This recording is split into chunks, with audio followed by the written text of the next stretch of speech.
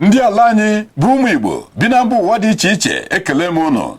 Nke a bụ agbamakwụkwọ pụrụ iche maka mmemme nke ndị Igbo na Florida. Ndị Umunna Community Foundation nke etiti Florida ga-eme mmemme iri ji mgbe ọnwa asatọ nke afọ a ga-agba abalị 12. Aka na-achị ndị Umunna Community Foundation nke etiti Florida bụ Chief Paul Ezeobinwa enyelarị ntụziaka na ụmụ Igbo bi ọtụtụ ọchịchị obodo dị iche iche na America dịka New York, Texas, Georgia, Boston, Washington na obodo America ndị ọzọ na-ada ụda ga-awụcha maka nnukwu mmemme eriri ji a.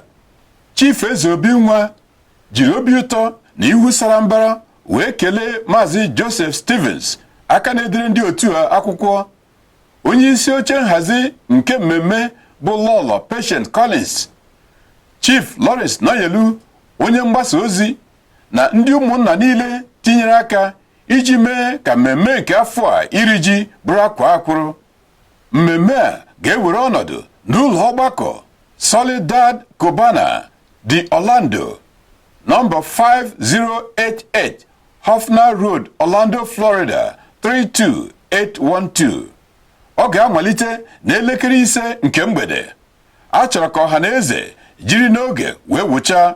Ego a ga-akwụ n'ọnụ ụzọ maka mmemme a bụ $25 maka otu onye, ebe $40 bụ maka di na nwunye. Egwu ọdịnala Igbo ụmụ nwanyị ga-ewere ọnọdụ.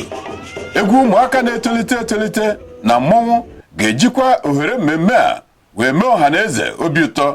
Osikapa jollof, ụtara ji, ofe egusi na ofe agbala ụlọrọ arọ etinyere ezigbo anụ na okporoko dere ede ga-abụ nwata takwa mkpụrụ aka ya.